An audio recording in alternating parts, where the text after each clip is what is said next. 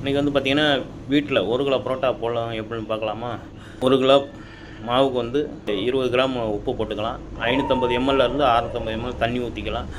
அந்த மாதிரி ஊற்றி பிணைஞ்சி வச்சுட்டோம்னா, பிணைஞ்சி வச்சு ஒரு 10 நிமிஷம் ஒரு 1/4 மணி நேரம் நல்லா ஊறிடுச்சுன்னா, அதுக்கப்புறம் ஊற போட்டு ஒரு 2 மணி நேரம் ஊறினா தான் பரோட்டா வந்து நல்லா வீச வரும்.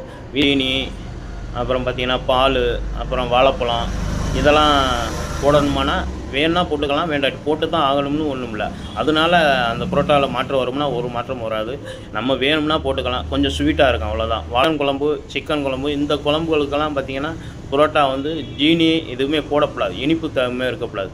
சைவமாக பண்ணுறோம்னா சைவ குருமா, சைவ ஐட்டத்துக்கு போகிறோம்னா ஜீனி போட்டுக்கலாம். ஜீனி, பால், அப்பளம் இது எல்லாமே போட்டுக்கலாம். அதுவும் சைவத்துக்கு. நம்ம அசைவம் சாப்பிட்றோம்னா அசைவத்துக்கு வந்து ஒன்லி உப்பு மட்டும் போட்டால் தான் நல்லாயிருக்கும். மற்றபடி பார்த்திங்கன்னா சீனி போட்டிங்கன்னா கொஞ்சம் இனிப்பு தன்மை அதிகமாக இருக்கும். உப்பு மட்டும் போட்டுக்கலாம். உப்பு மட்டும் போட்டு 1 கிலோ மாவு போட்டு பிணைஞ்சோம்னா சூப்பராக இருக்கும்.